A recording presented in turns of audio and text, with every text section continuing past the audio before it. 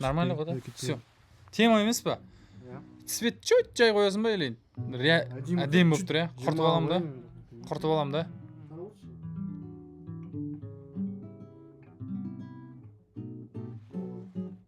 Жоқ, анау әдемі екен. Ал, қазір көрейік. Ей! Болды, кет. Ана қолым тиіп кетті.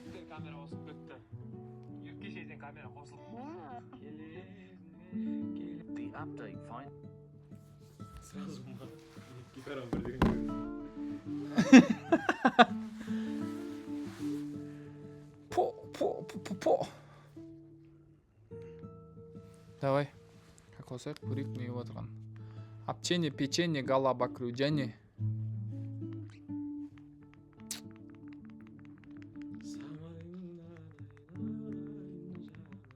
Кеше әлі қалай түсірді асты? Қалай түсіреді астыға? Айдар? Түспейді ғой, не ағы? Анан басып көш, анай қапат. Уменьшитке ма? Кешегі стрим ол. Кірдік стримдамыз už. Қазір просто в эфире деп тұр ғой, қазір бірақ ашамайдым.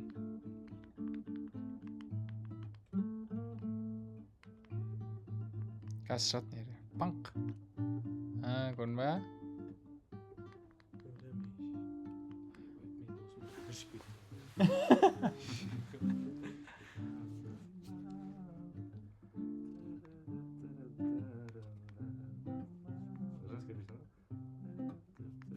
Басталды ма стримка? Телефоннан көрейікші.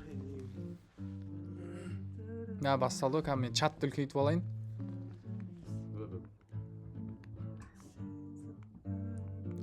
Сен жанарым менің, сен жанарым менің, сен жаным менің, сен жанарым менің, жанарым менің, сен жаныма келші, ей. Сәлем, ал бастайық, бәрі кірді ма? Бәріңізге сәлем.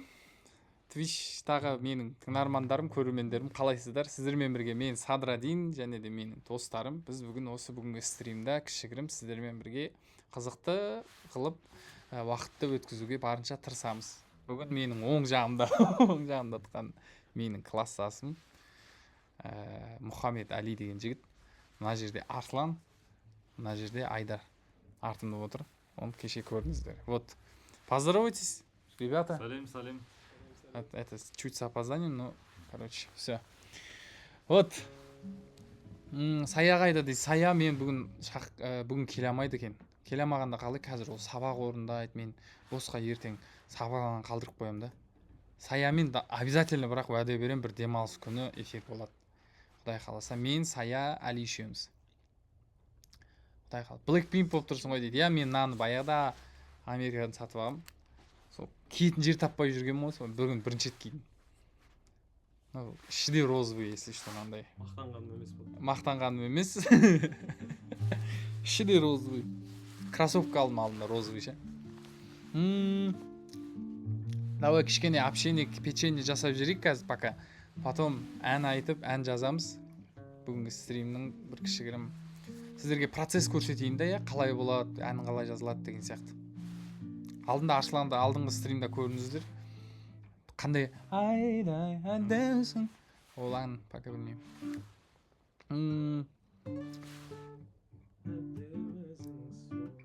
Айгүл Татентті шақыршы дейді. Давай шақырайын. Айтып көрейін. Шығады ғой ма, папарас етем ғой. Бөлме давай дейді. Бөлмен кеше айтып қойдық қой. Пикми герл болып тұрсың ғой дейді. Биткесің ба? Бір аяғын көтеріп тұрасың да. Қой.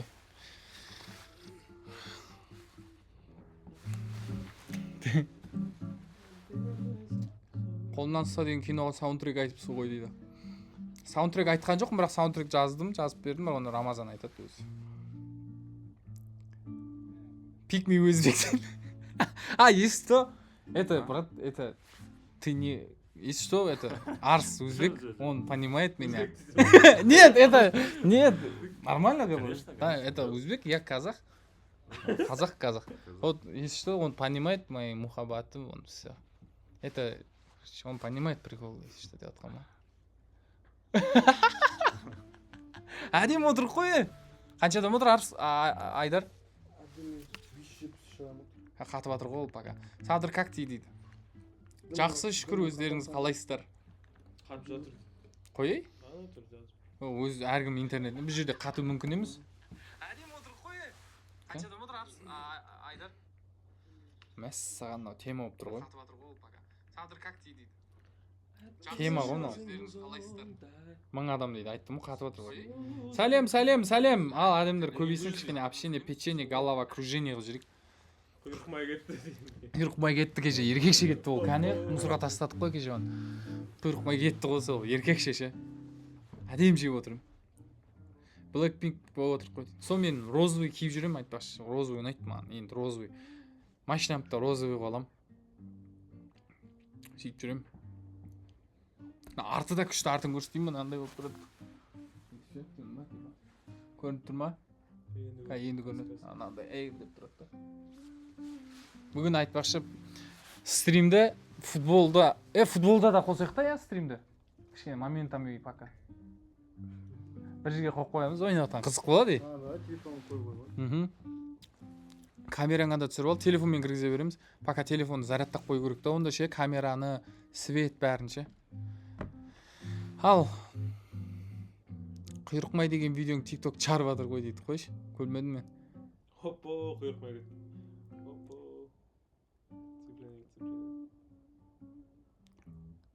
Моттың жаңадан шықайын деп жатқан Don't-қа ұқсайды екен, тыңдадыңыз ба дейді. Жоқ, ондай өлең білмейді екен.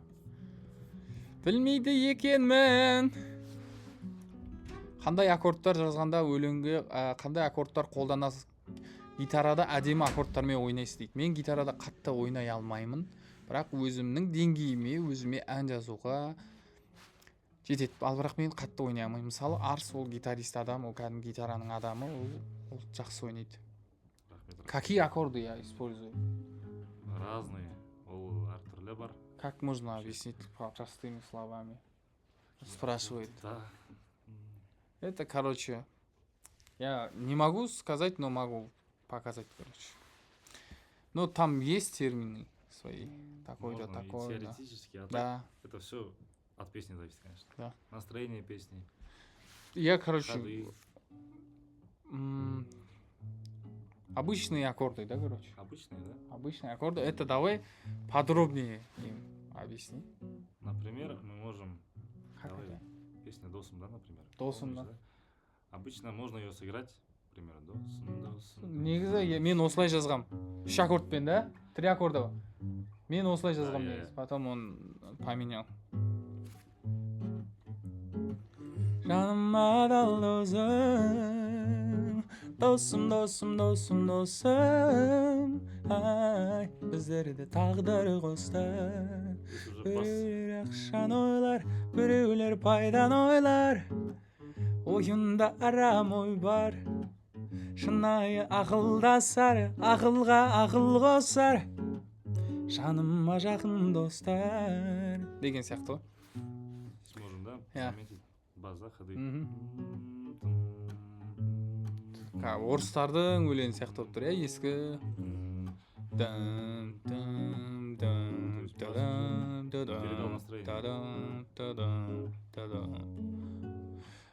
Алло, Бану, қайдасың деп айтшы дейді. Алло, Бану, қайдасың?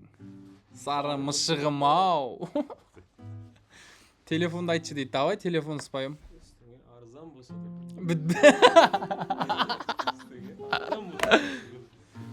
Телефон давай спайым.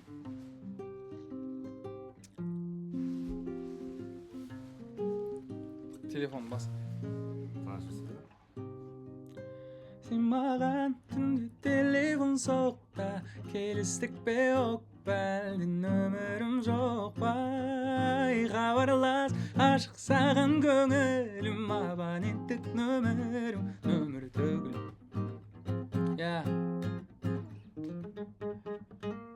Бірінші куплет қалай айтын еді? Gözlerindeki aşk yüreğime dolar.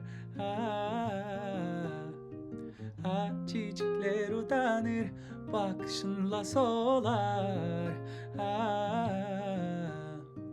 Aşkım beni yara, sözlerinle sarıl bana. Sen mağan, sen telefon soğukta, geliştik be yok beldin, ömürüm жоқ bay. Тема өлең еді, оны вообще айтпаймын мен ше негізі. Неге? Тема өлең ғой мынау. Врачқа бардың ба дейді Садыржан дейді. Я бардым, жаңа врачтан келедім. Так. Телефонның ең басындағы мелодиясы қандай кайф дейді. Қандай ол жерде мелодия?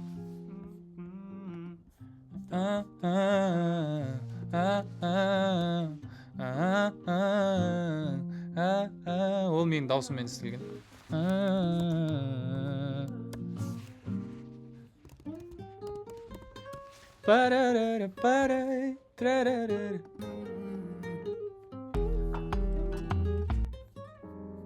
Это проигрыш, он сыграл.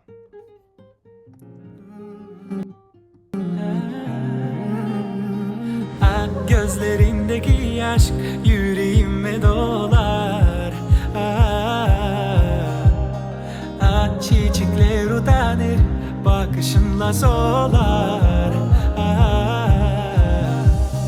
Aşkım beni yarar, sözlerinle sarıl bana. Sen mağan tünde telefon soğukta, geliştik be yok beldin, ömürüm жоқ bay. Хабарлас, ашық саған көңілім, абоненттік нөмірім, өмір төгіл өмірім. Мыңнан артық бір өзі, гүл сыйлар ем гүл өзі, ашық жарқын қабағымен мінезі. Сағынбауға себеп жоқ, өзге сұлу керек жоқ, саған лайық әдебиеттерім жоқ. Aşkım beni yarar, sözlerinle sarıl bana. Sen mağan tünde telefon soğukta, geliştik be yok beldin, ömürüm жоқ bay. Хабарлас, ашық саған көңілім, абоненттік нөмірім, өмір төгіл өмірім. Sen mağan tünde telefon soğukta, geliştik be yok beldin, ömürüm жоқ bay. Хабарлас. Осыған бір ай дайындалдым осы би үшін. Әдемі шықсыншы деп. Бірақ әдемі шыққан ұнайды өзіме. Так. Телефон бітірдік темасын. Давай бір өлең айтып берейік. Қандай ән айтсақ болады? Давай Нури Камалды айтып берейік. Жаңаға. Қандай удобный. Давай. Аспандағы айма дедім, жастық шағым қайда менің, жүрегімді елжір еткен жаным қандай жайдар еді. Нури Камал дейді. Нури Камалым ай, күндей ашық жанарың ай, сөзімді өтпей, қолымды өтпей, жаудаңдадың жанарым ай, жанарым. Давай еще раз от начала до конца, просто тып-тыныш жерде дұрыстап айтып берейік. Да? Чтоб без балл. Ну, нормально. Можешь на полтона не...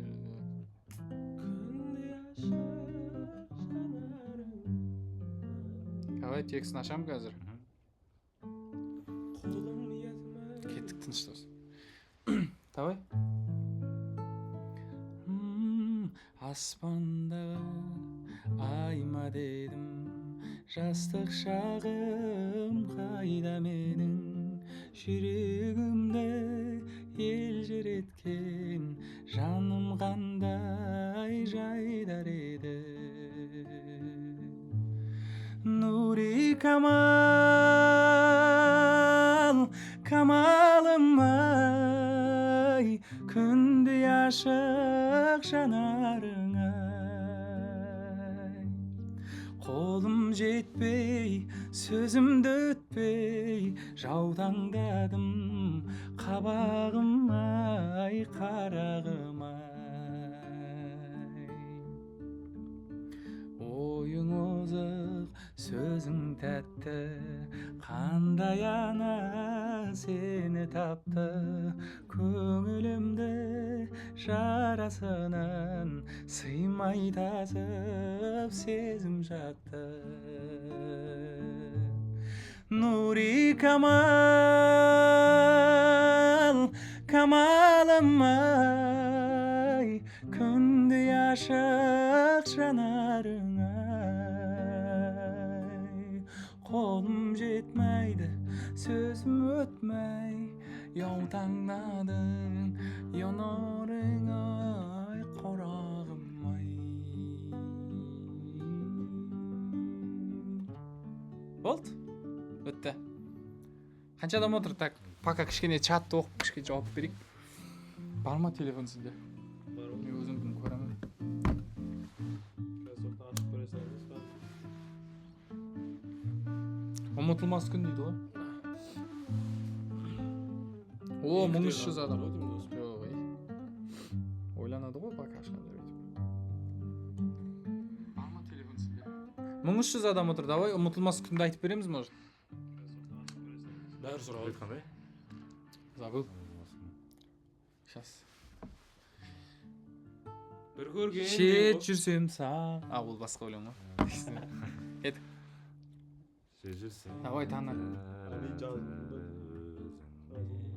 Танарыз не очень, мне кажется, чуть. Толы жүзіңе. Или нормально, да? Давай чуть спусти. Күткен арманым сен. Давай. Сөзін ұмытқан жоқпын негізі, бірақ сонда да ашып қойдым. Кеттік. Бастаймыз ба? Қалай ет бас? Кеттік. Бір көргеннен ғашық болдым өзіңе. Еркелеген балдай тәтті сөзіңе. Қылығыңмен баурап алдың жанымды. Қарай бердім нұрға толы жүзіңе. Пай-пай шіркін, ұмытылмас күн. Пай-пай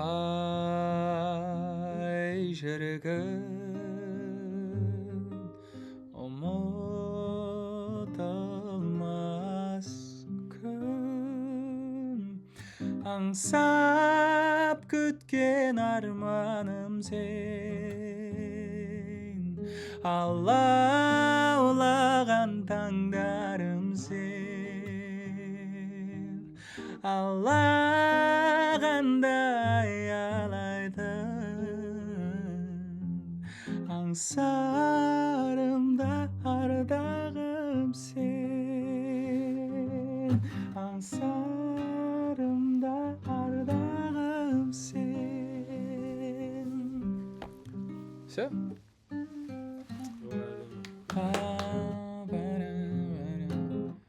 Табылмас өзгерен жүрек қалауы, болсын да сен сағын.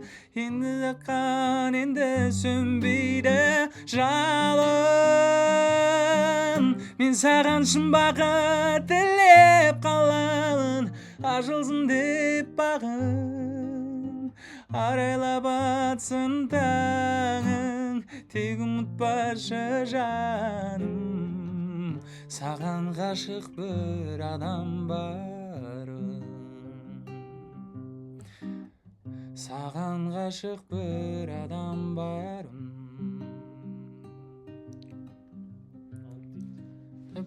Давай, тағы не бар?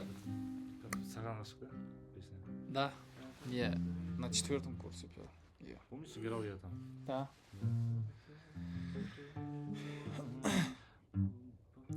Деп бағым енді сөнбейді. Мен саған жұмбағы тілеп қаламын, ашылсын деп бағым. Арайлап атсын таңын, тек ұмытпашы жаным. Саған ғашық бір адам барын. Саған ғашық бір адам барын. Эдитқа движение жасап жүрсең дейді. Таң, таң, touch my eye, arigato, touch my eye. Сая үйде. Давайте, мен, короче, мынандай ән жаздым. Давай, ойнап берейін. Мынандай бір ән жаздым. Бірақ болғанда, ол ән ана жайлы. Менде ана жайлы ән бар. Сонда да бірақ бұл әнді орыс қазақ тілінде араластырып жазсам ба деген ой бар. Қалай ойлайсыздар? Айтып берейін де. Мама, мой родной цветок. Забыл, еще раз. Мама, мой родной цветок. Моя опора, мой стол. Ақ сүт бердің, тәрәрәрәрәрәрәрәй. Қолдарыңнан айналайын жанына. Самайыңнан айналайын жанына.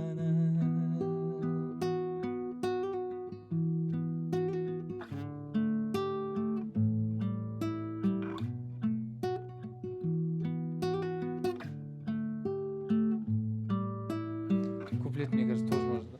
Ты давай вот эту. Я же говорю, ты вот такие гармонии. Давай ее сюда.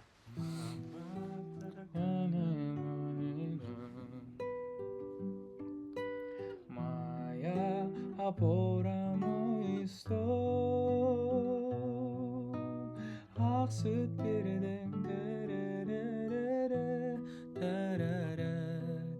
Қабағыңнан айналайын жанына. Қарағыңнан айналайын жанына. Давай.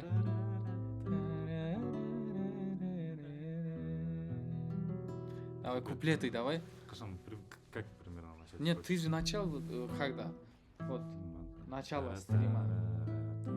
Я помню. Ты же пел про маму другую песню. Я же тебе говорил так.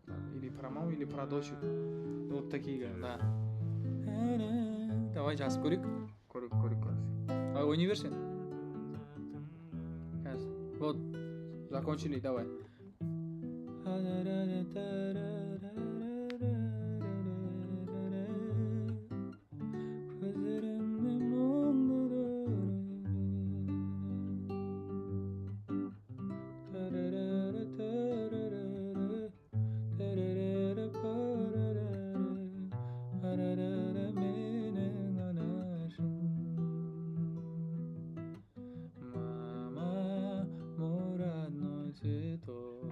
Нет, надо что-то другое надо.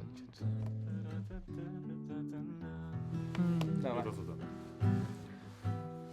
Давайте университет мен түсініп алайын кішкене.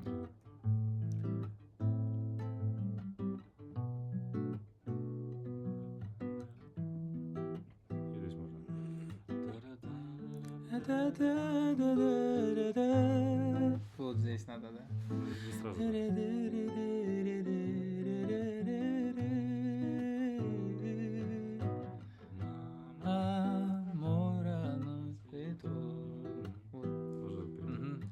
Моя опора, мой стол.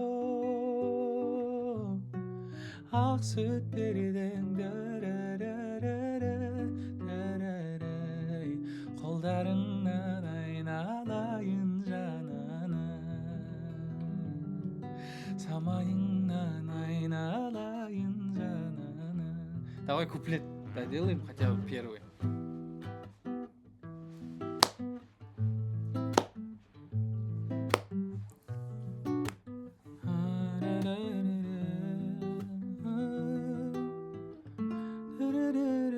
Өзің мөлдір, хабар күттім өзіңдендір, махаббатым қайдасың қайда.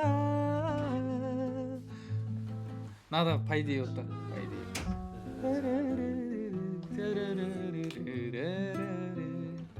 Осы әнді қалай ойлайсыздар, жазып шығарсам? Музыкально так красиво петь, обыграть, да?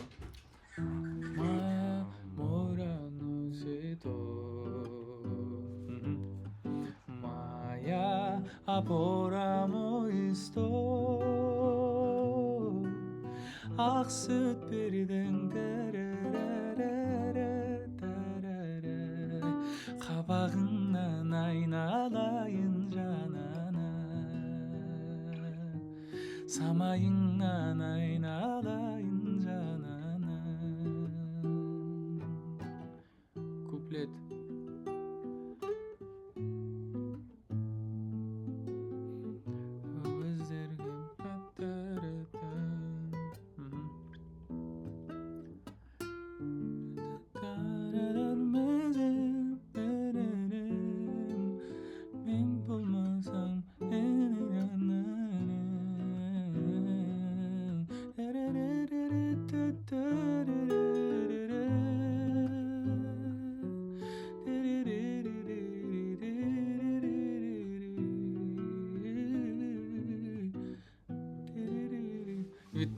Сейчас попрошу.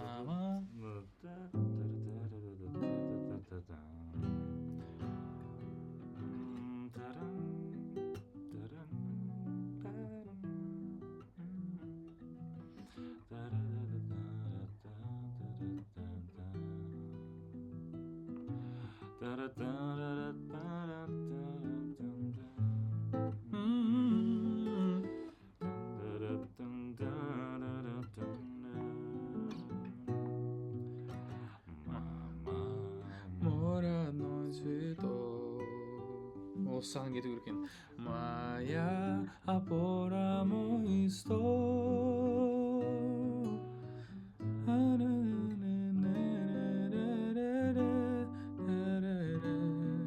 самайыңнан айналайын жанана, қолдарыңнан айналайын жан. Ақ сүт бердің, өмір сыйлап маған сен десеңші дейді. На сен болу керек та, одан кейін ұйқасыта тұр. Мен қабағыңнан айналайын жанана болып тұр ғой, мен ақ сүт бердің қабағыңнан айналайын жанана деп айту керек болып тұр да. Потом жазатын сияқтымыз оны. Так, не сұрақтар бар, давай. Сұрақ қойыңыздар, кішкене әңгіме айтайық. Қаншада бастадық стримді? 8-де бастадым, мен жарты сағат болыпты. Ән тыңдайық, не әндер бар еді өзі? Опора, мой стол,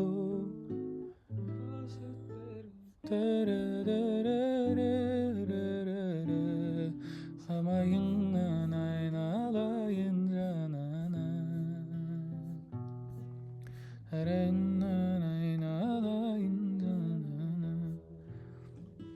Сен не өлең істедің дедің? Кеше сен де Қана, жер тыңдайық.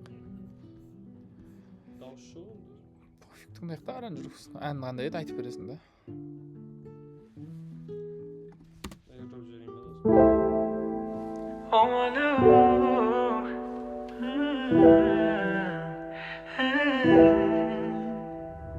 Ойламадың ба?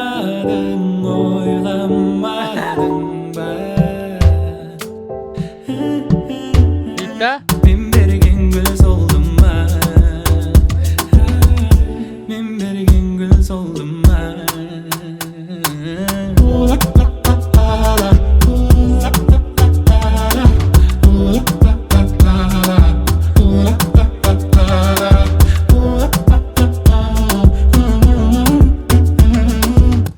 дейді короче. Қақта барып келің. Бұл пирстас шығады. Так. Қандай деп аты қалай? Аты да. Adını oku. Kupletin esine var. Айтып көрсетесіз.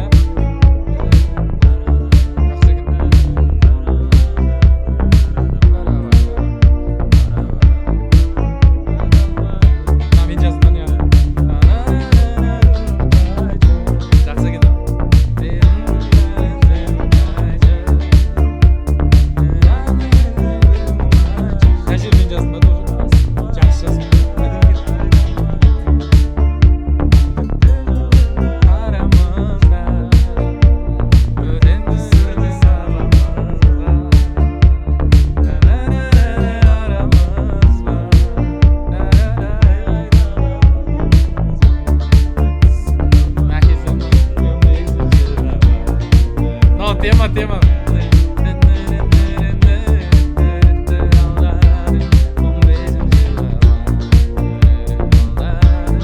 Давай, bunu жазып көрейік та, давай. Сөзі полный дайын ба? Жоқ сөз жоқ. Несі куплеті бірақ досым. Қандай ше. Жүде? Есіңде жоқ па не? Жоқ, есімде. Әдемі екен, ұнап қалды маған.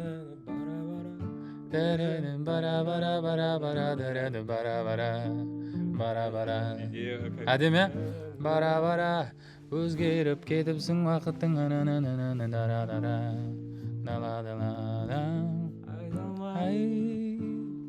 жаным арасыңдачы жаным арасыңдачы әттәрінде бір мұң айтшы азықпа демай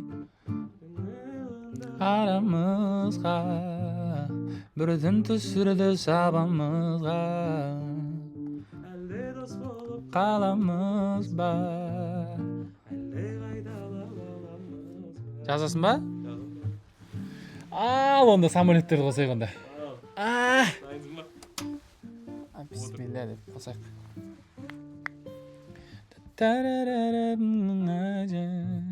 Жазырмай дарынбай арамызда ей дарынның қаламызда 15-ші қабат алдадың. Ей, мынау неғып істемей қойдыр. Істеді ғой енді. Істеді ма? Көрейін ба наяқтан? Ей.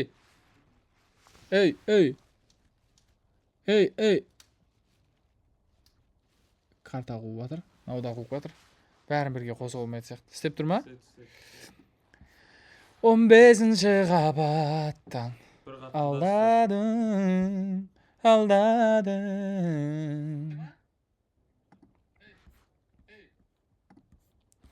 Давай-ка көрейік.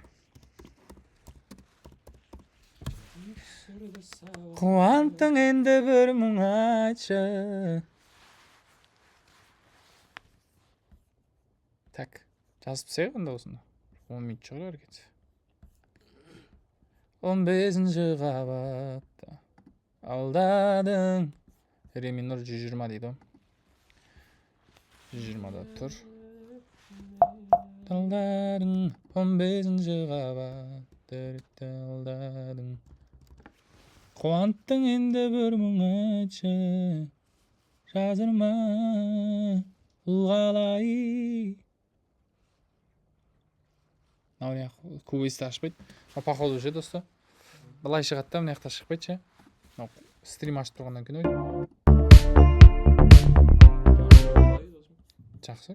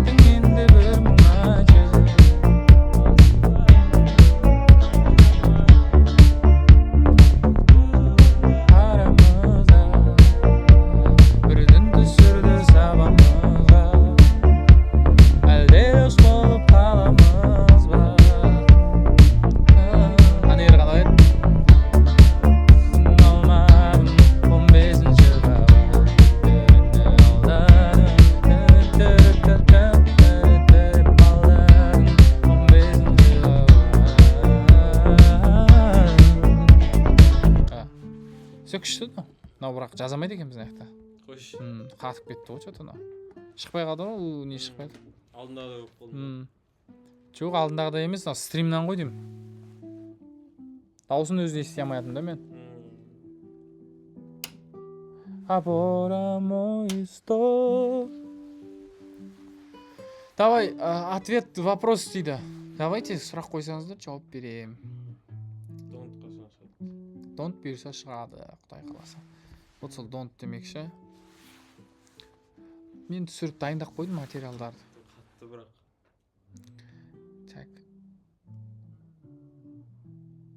Так. Оралға концерт бұйырса, я қоямыз. Концертке Құдай қаласа барамыз. Так, сұрақтар. Don't be ба дейді. Don't, я алдында концертте айттым ғой. Влог шығар дейді, я влог түсіріліп қойды, негізі көп материал бар. Көп материал, көп, бірақ соны күшті қылып шығару керек. Ант дейді. Футболға қазір барамыз, бұйырса алып келдің бе заттарың бәрін? Полный. Футболка. Сол футболға барғанда стримға кірейін ба, кірмей ақ қойын ба? Қалай ойлайсыздар? Досым мен 5 минут жүгіремін де дальше камера ұстап жүре беруге боламын деген. Қойш. 5 минуттан кейін жарамаймын.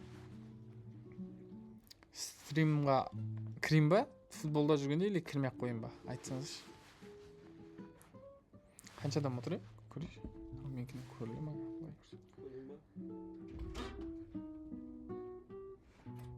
Мен көремін.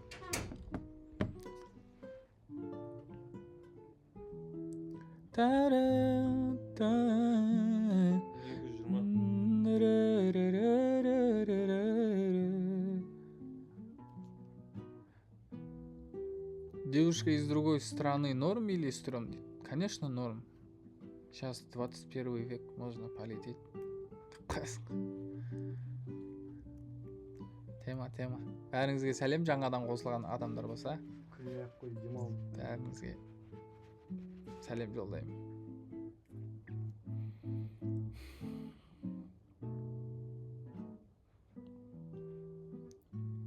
Кірме дейді. Өр-өрме дегендей болып тұр ғой, типа. Өр-өрме деп тұр ғой. Ақсы түрі төзің мөлдір. Русский плиз дейді. Хорошо, без проблем. Черный худи. Продается дейді. Продается X5. Прожектор, инжектор, Bluetooth. Конечно, продается. Если кто-то не знает, у меня есть официальный сайт свой. Там можно заказать мой мерч. sadradinteam.com. Так и называется. Я сейчас сюда вам не могу показать, вывести. Или я могу сейчас минутку подождать. Надо чуть разобраться. Чуть разберусь. Чуть подождите. Захват Маковский қобызға да, брат.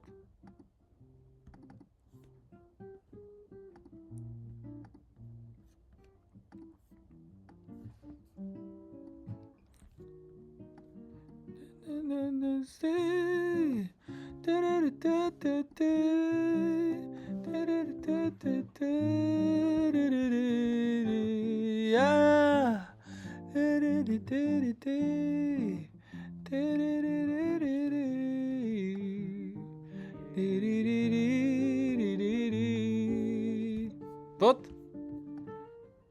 Бой. Не подой. Пока экран могу показать только. Лицо не могу. Вот. Көрші стримда көрініп тұр ма? Экран көрініп тұр ма? Вот видите, вот. Только экран видите, да вы?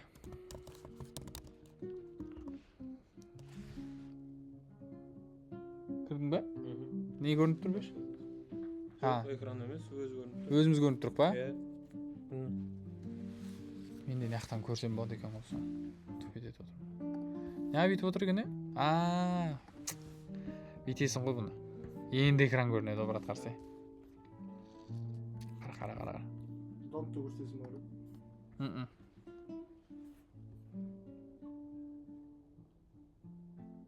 Қазір көрінді ма экран? Ага. Енді көрінді қарасай. Каз. Көріп тұрсыздар ма? Енді көрінді ғой. Иә. Вот. Иә. Вот у меня есть свой сайт. Вот sadradin. Содрадин деген. Sadradin, короче, Team. Sadradin Team деген сайтқа кіресіздер. Вот, заходите, это мой официальный сайт. Вот здесь пока не обновили. Вот, если вот ближайшие концерты, мои сольники, вот сюда все. Вот концерты, можете билеты купить отсюда. И все. Здесь самый последний концерт в мае был. Редбуловский концерт. Вот здесь музыка, магазин. Вот выбирайте магазин. И Sadradin мерч деп шығады. Вот футболка, худи, вот шоппер, вот стикер-пак, постер, автограф пен фотокарточкалар бар. Бұның барлығын тапсырыс бересіздер. Вот как оформить заказ? Давай я попробую. Добавить в корзину деп көрейік, давай. Хорошо. Оплатить банковской картой дейсіз. Хорошо. Имя. Менің атым кім? Садыр. Да? Условно, да? Пәленше. Жаза бересіздер, ғой. Телефон номер жазасыздар. Дан. Email. Это чтобы вы получали уведомление. Email жазасыздар. Город. Шымкент, да, допустим. Шымкент, мүмкін. Улица. Рускулова, да, типа. Рускулова. Жазасыздар таңдан. Жазғаннан кейін. Міне, бесплатная доставка по Алматы и всему Казахстану. Видите? Бізде бесплатная доставка ма не? Бізде бесплатная доставка екен ғой. Короче, Қазақстан бойынша тегін екен ғой бізде доставка, енді білгенсің ғой. Алматы бойынша және Қазақстан бойынша тегін дейді. Доставка Алматы бойынша 1 апта, ал ана жаққа көбірек кетеді, кішкене деп тұр.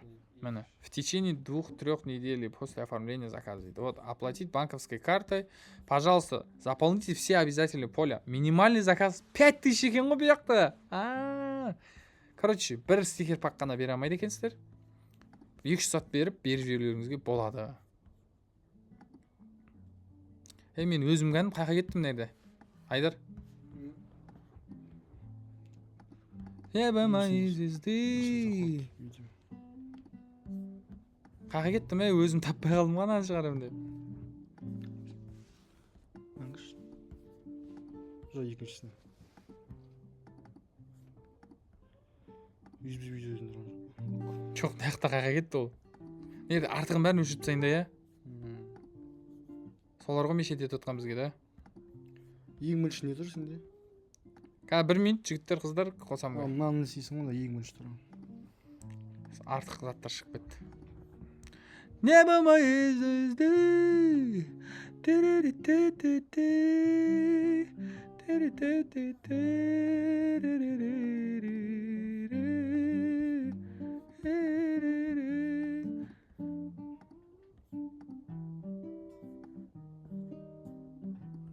Қайқа кетті.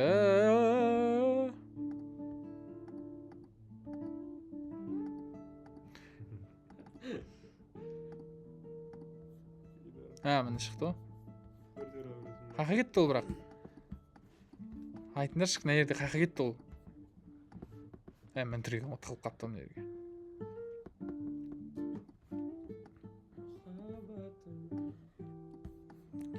Sen мәңгі мен сәнгі сезімге апарадың. Мұхаббатым.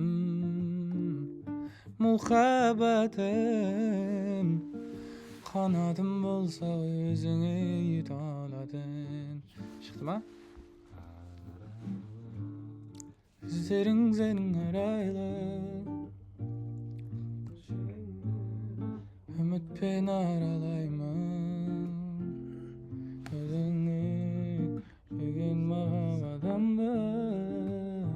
Мына мен жалғыздыққа балаймын.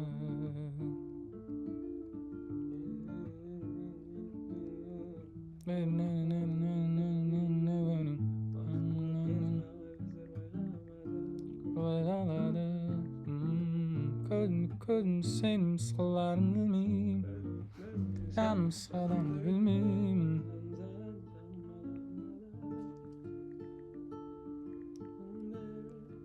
Байлай берем айға қарап, жанарыңды айдан көріп, іздеймін мен айға қарап. Сені сезімдерім саған ашық, түнім менің бала ғашық, кездессек дала ғашық, бала ғашық. Дарарара-папарара, парарара-папара.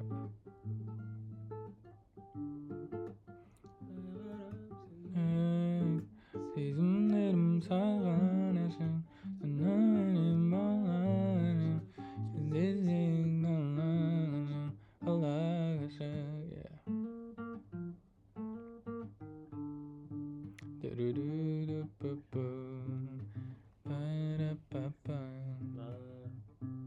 Не дейді? Инста запрос оқисыз ба дейді. Кейде оқимын, я. Оқитын кездерім бар. Кеттің неге?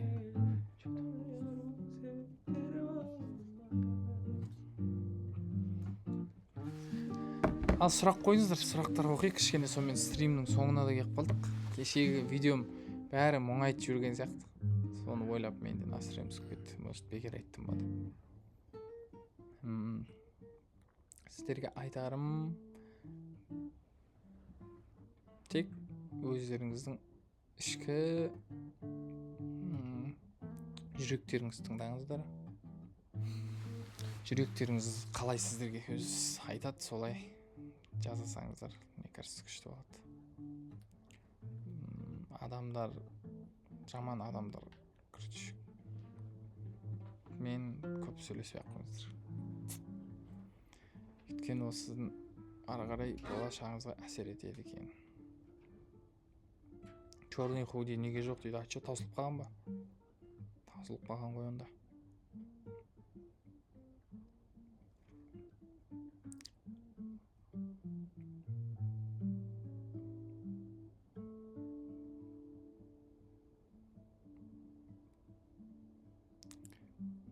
Продюсер болуға қалай қарайсың дейді. Өте жақсы сұрақ. Өте жақсы сұрақ. Мен бұл сұрақ бойынша ойланғанмын, бірақ маған қазір Садрадинге көбірек жұмыс істеген абзалырақ. Себебі біреумен жұмыс істеу оңай емес, өйткені қанша жерден сенің досың болса да, жақының болса да, әр адамның мінезі әртүрлі. Ертең ол адам ақша құю керек болады, дұрыс па? Ол жер ақша жүрген жер, ол жер қиын. Отношение құтылып кетеді. Ал маған қазір өз-өзіме Садрадинге фокус қойып, наоборот, Садрадиннің дамуына үлес қосуым керек. Көбірек.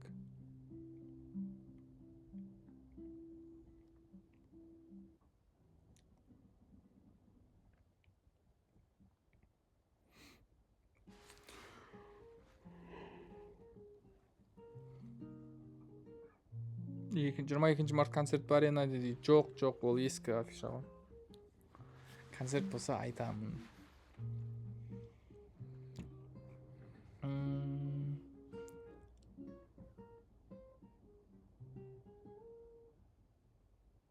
Футбол қалып кетші бізді дейді. Давай.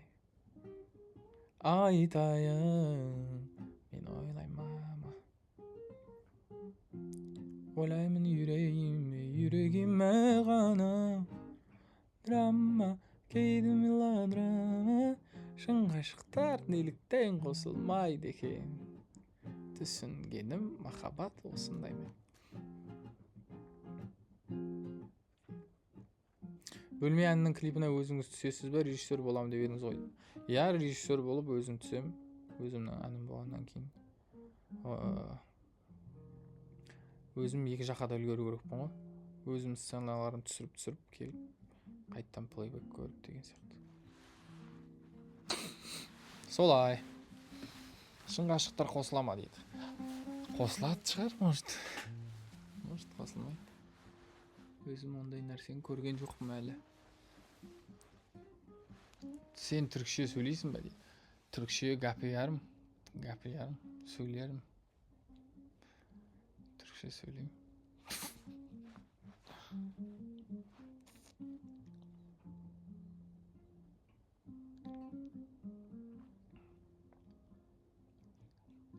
Так. Қандай сұрақтар мен үлгере алмайтын тез ауысып жатыр да. Қыз бен жігіттің арасын достық бола ма дейді. Болады. Неге болмасқа? Менің ойымша болады. Фандар аккаунтына кіріп оценить етсін дейді. Фандардың аккаунтына мен бірақ оны ноутбукпен істей алмаймын. Мен жасай аламын тек телефонмен. Бірақ телефонмен кіріп сіздерге көрмейді. Және екіншіден оценить еткен бәрін күшті мен үшін. Себебі ол адам уақытын бөліп қаншама жасады ғой. Қаншама біреуге аккаунт ашты. Мен алдыңғы стримде айтқам, ол үлкен махаббат қой. Сол махаббаттарыңыз үшін мен де сол махаббатқа лайық болып жүруім керек. Раушан, привет деш. Раушан, сәлем.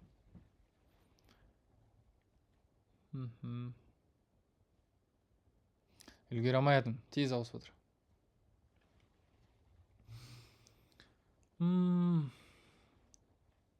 Фандардың бір талайына тіркелгенсіз ғой. Иә. Қазір мен алдымнан TikTok'тан қандай фан аккаунт шығады мен жайлы. Мен бәріне тіркелемін.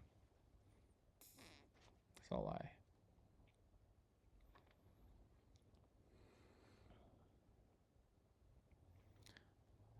Садырадин, болашақ жарың әнші болса қалай қарайсың? Неге болмасқа? Болсын. Күшті ғой. 80 болмай тұр ғой дейді. Парижге қашан барасың дейді. Парижге бұйырса баруым керек. Мен айттым ба не Парижге барамын деп. Қаяқтан біліп қойдым. Біліп қойды ма? Алдында гей көппен айттым. Бару керекпін бұйырса. Негізі осы айда баруым керек еді ғой, бірақ план өзгеріп отыр.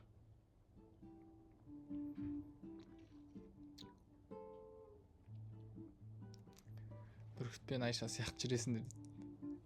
Иә. Так. Садыр шүкір қашан шығады дейді. Шүкір. Құдай қаласа шығады. Мен бір нәрсе ақылдасып жіберейін, бірақ бір мынандай нәрсе зат бар. Менде қазір шамамен 50-ді енді почти 70%-ға дайын болып тұрған 6 ән бар. 6 ән негізі планда. Сол әндерді мен әрқайсысын жеке-жеке сингл қылып шығарайын ба, әлде общий бір альбом қылып шығарайын ба деген ойым бар. Егер альбом қылып шығарсам, кішкене ұзағырақ күту керек болады сияқты сіздерге. Ал бірақ по одному шығарсам, алдыңғы жылғыдай жекелеп, уже шығара беруге болады. Жеке-жеке шығар дейді, хорошо. Давайте.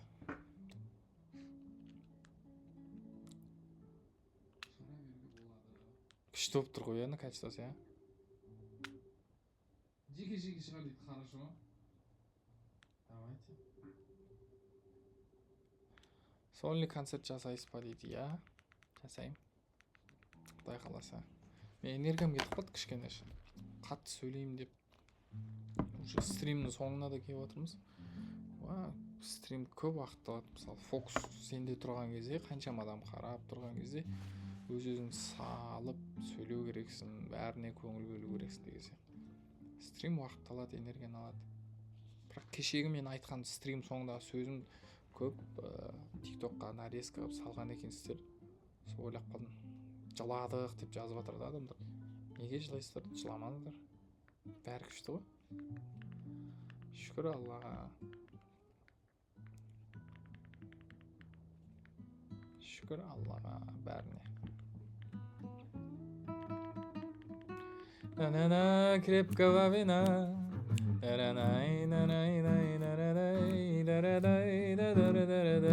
На востоке, на востоке.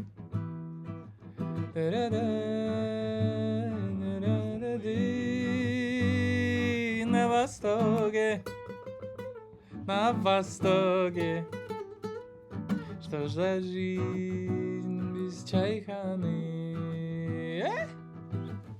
Жизнь без чайханы. Кездесуге шықшы келем саған түнде мен, келісуге шыққа келем саған күлменен. Таңғы сағат 1-де, таңғы сағат күлменен, таңғы сағат 1-де айтылмаған бірдеңем. Садыр мобилограф керек па дейді. Қазір негізі болады, я контент істеуге. Розовый мерч шығаршы дейді. Иә, сіз біліп қойдыңыз, өте біліп қойдыңыз. Келесі мерчім розовый болады бұйырса. Только розовый, типа футболка розовый, худи розовый. Типа розовый мен түсім болады, короче. Ұнақ болды маған розовый. Бану қайтасың? Не дейді? Біз сені қолдаймыз дейді, уайымдама дейді. Рахмет. Сіздердің осындай сөздеріңіз бізге көп қолдау бересіздер, осындай сөздеріңізбен. Көп рахмет. Кепканы қайдан алдым дейді. Кепканы аэропорттан сатып алғам. Осы Алматының аэропортынан алдым. Турцияға баратқан кезде алғам.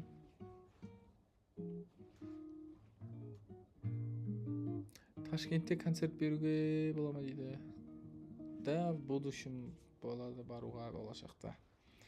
Біз шақырып атқан негізі көп. Бірақ мен өзім асықпай кішкене ұзақ істеймін да. Ұзақпын да өзім өйткені. Ұзақ деп қойғысы келген да, батя. Ұзақбай деп ше. Типа, қырықбай деген. Ұзақпын да любой тірлікте. Сосын любой нәрсені ойланып істеймін да. Асықпай. Көріп отырып жауап бермей норм елестірем дейді. Көріп отырып жауап бермей істірем. Бірақ мен мынау тез ауысады да, мынау чат екен. Көп адам жазған кезде мен үлгермеймін оқып.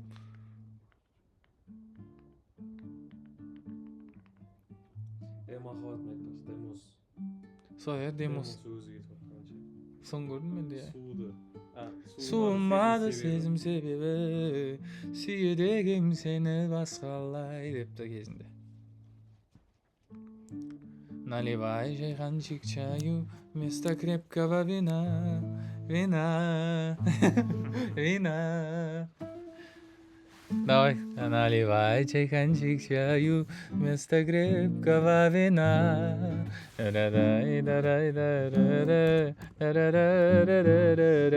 На востоке, на востоке.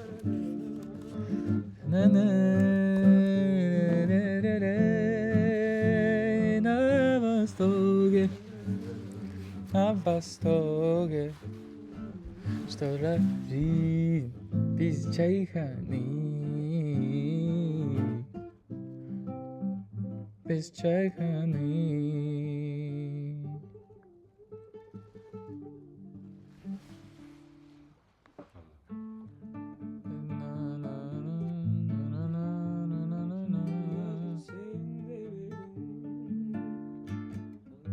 Давай сен бір өлең айтып берсең, мен демала тұрайын.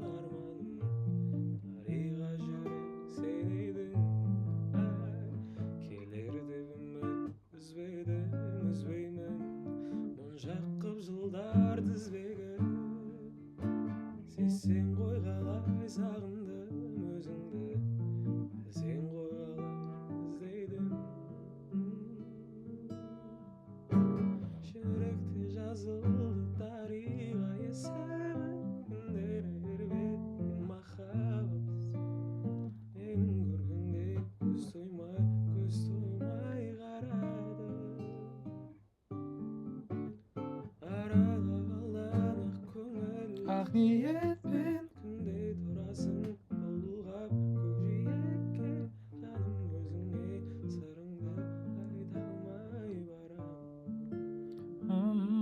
Aydanmay varamın.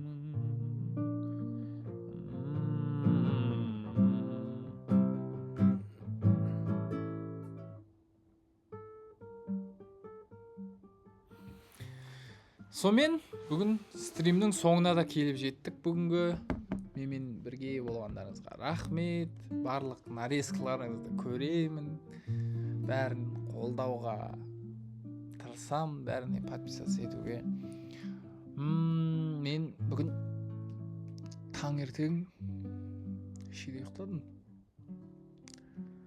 5-те ұйықтадым, сағат 1-де тұрдым ұйқыдан. Сәл ұйқым қанбағанның себебі ма, кішкене бүйтіп былжырап отырмын шаршап қалдым. Репостты ұмытпа дейді, әрине. Махаббатым демо версиясын телеграмға салғышы дейді. Хорошо, мен тапсам міндетті түрде салам. Давай қазір іздеп көрейін, соны, а то мен ұмытып кетем. Қазір іздеп, қазір салам. Все. Давай қазір ол үшін бізге кіру керек. Избранныйға кіріп іздейміз. Қазір мынау демо дейді. Мынау қандай демо? Вот, это Арслан сигнал. Суретте.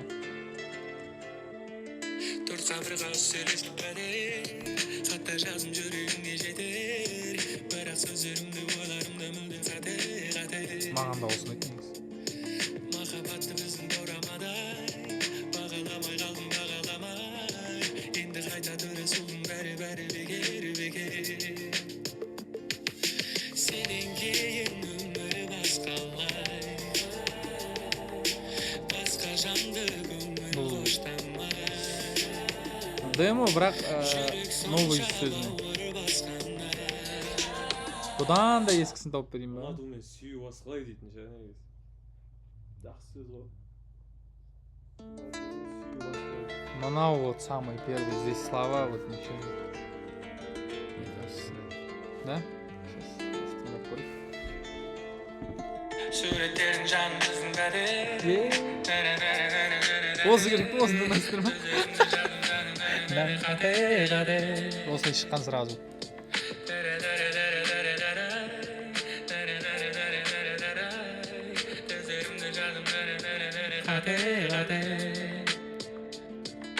Сенен кейін өмір басқалай, ұнату мен сүю басқалай, шын сүйетін сүйген адамны, ғана деген өмір қоштамай. Махаббатым, Теманы бар, бір деңіз бар, сен мені, мен сені сезімге апаратым. Махаббатым, сен мені, мен сені сезімге апаратым. Қандай реуі бар еді оғым, қандай еді? Бір-біріміз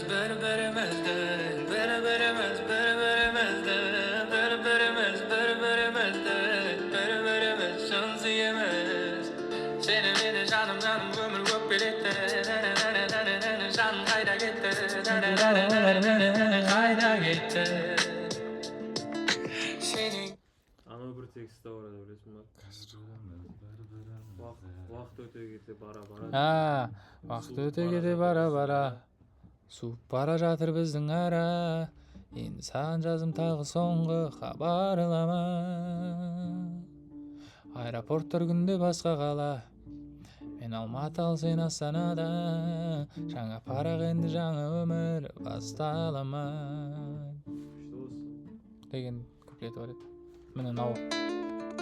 Осы ғой тиктокта жүрген. Кім салды жүрген білмеймін бірақ.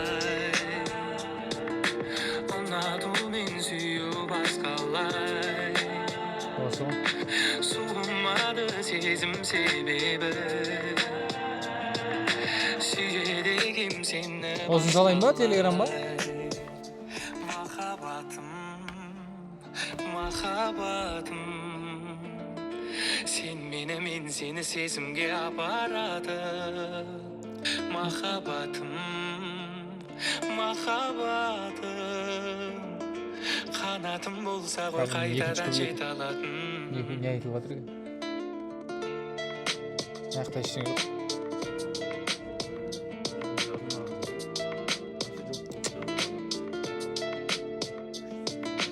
порттар күнде басқа қала, мен Алматы ал сен Астанада, жаңа қарағайында жаңа өмір басталама. Сенен кейін өмір басқалар, махаббатым Микрофон тесік жазып тұр ғой. қанатым болса ғой қайтадан жете алатын. Давай салайын осын мен телеграмма. Донтты тыңдайықшы дейді. Донт кеше қостым ғой. Ал стримнің соңына бір демо салып жібердік. Енді смело футболға бара беруге болады. Ал бәріңізге көп рахмет. Мені қолдайтын жандарға әр стримнің соңында уже традиция болып кетті. Сіздерге көп рахмет. Сіздердің қолдауларыңызға, осындай сөздеріңізге, әр жазып жатқан. Сіздер мені шабыттандырасыздар шыны керек. Өйткені осындай адамдар саған күтіп отқан кезде ойланасың да, жауапкершілік сезінесің де. Подвайт етпеймін. Бүгін маған күшті сөз оқып қалдым. Кешегі сөйлеп отқан видеома жазып қойыпты да. Мен комментарий жазған едім. Репост істеген ғой. Кешегі видеома жазған ғой мен. Сөйлеп отқан. Маған жазып жіберіпті TikTok'та. Садыр Дример деген аккаунт. Көріп отсаң егер де осы стрим. Сәлем саған. И мен бұл сөзді сіздердің барлықтарыңыздың айтатындарыңызды білем, бірақ осы қыз салыпты. Сосын оқып берсем. Қазақтың 5000 жігіті шығып бір 5000 ауылды көркейтіп жүрсе де. Міне. Маған жазыпты. Сен біреудің ғана емес, сен өнерге тиесілі жансың. Бұл жол кейде үнсіз, кейде ауыр көрінуі мүмкін. Бірақ сен оны жалғыз жүріп жатқан жоқсың. Сені алыстан сезіп, шын ниетімен қолдайтын адамдар бар. Сенің әрбір сөзің, дауысың, өнерің бізге жетеді. Бізді шабыттандырады. Сондықтан қандай күйде болсаң да біл, сен бағаланасың. Саған сенетіндер бар, және сенің өнерің ешқашан босқа кетпейді дейді. Мен мына сөзді Құдай ақ айтайын, оқып көзіме жас келді. Мен не деген бақытты адаммын дедім. Мына өшіп қалды ғой, қызық жеріне келген кезде өшіп қалады да бұл жай. Қосылшы, айналайын. Подвайт етпеші. Извиняй, вот этот. Сейчас, подождите. Я сначала прочитаю вам свой стих деп қоясың ғой. Брат, или нең өшіп қалды ма?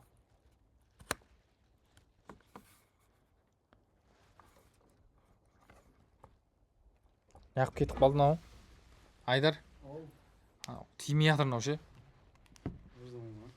Я. Айжемең анау түбі кетті или мен жақ кетті ғой.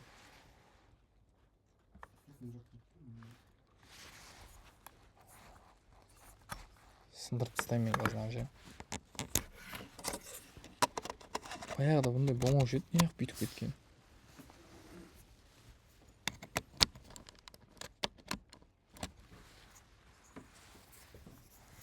Жаны өшіп жатыр ғой. Қосылып тұр ма? Хан көрші енді шыға ма? Хан сен тиіспе? Ей! Ей! Короче. Бітті ау я осымен. Әдемі оқып жатыр едім ғой. Блин. Күнде бірдеңе қирату ғой біздің мақсат ше. Вообще құрту керек мына екеуінде ше. Ұнамайды ма? Екеуі де ұнамайды. Ал осымен осылай қоштасуға тура келіп тұр сіздермен. Ал тағы да бір рет сөзімді айта салайыншы. Даусым естіліп тұрса. Осы сөзді естіп, кәдімгі көзіме жас келді. Міне мынау не деген күшті сөз дейді. Бұл жол кейде үнсіз дейді. Міне кейде ауыр көрінуі мүмкін дейді. Бірақ сен оны жалғыз жүріп жатқан жоқсың дейді. Сені алыстан сезіп, шын ниетімен қолдайтын адамдар бар. Сенің әр сөзің, дауысың, өнерің бізге жетеді. бізді шабыттандырады. Сондықтан қандай күйде болсаң да біл, бағаланасың, саған сенетіндер бар және сенің өнерің ешқашан босқа кетпейді дейді. Көп рахмет сіздерге. Келесі кездескенше сау саламатта болыңыздар. Сіздермен бірге болған Садрадин және де Сыбыфандар, мен сіздерді жақсы көремін. Пока.